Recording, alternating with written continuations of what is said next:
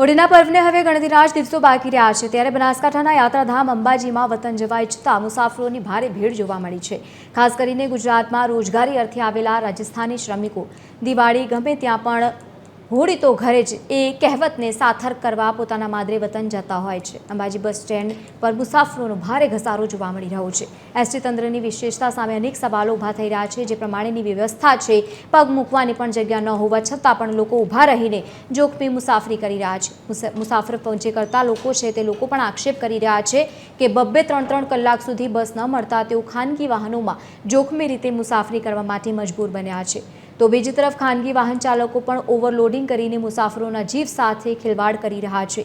તહેવારના સમયે મુસાફરોની આ હાલાકી તંત્ર સામે અનેક સવાલો ઊભા કરી રહી છે।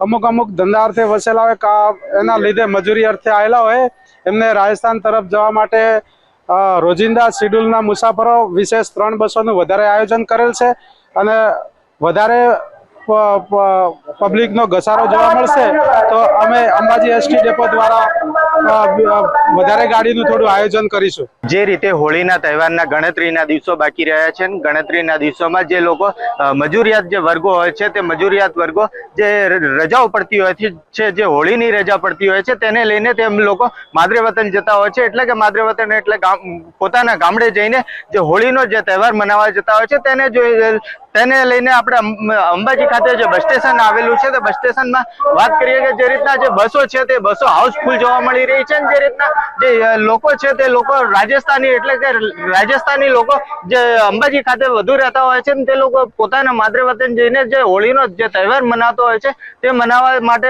પોતાના માદરે વતન જતા હોય છે। જે રીતના વાત કરીએ કે જે લોકો છે તે લોકોની જે હાલમાં જે બસોની જે વ્યવસ્થા છે તે બસોની વ્યવસ્થાને લઈને સરકારે જે વધુની જે બસો મૂકવામાં આવી છે, પરંતુ જે રાજસ્થાન બાજુ જે જતી બસો છે તે બસો હાલમાં હાઉસફુલ જતી જોવા મળી રહી છે। જે રીતના જે લોકો છે તે લોકો બસની અંદર જે જગ્યા ન મળતું હોય તેના કારણે કેટલાક લોકો જે જીપો ઉપર પણ ઓવરલોડ ભરીને પણ જતા હોય છે, પરંતુ તે પોતાના ઘરે પહોંચી અને હોળીનો જે તહેવાર મનાવે તેના માટે ક્યાંક ને ક્યાંક લોકોમાં હાલાકીનો પણ સામનો કરવો પડે છે। વિનય સિકરવા, TV 13, અંબાજી, બનાસકાંઠા।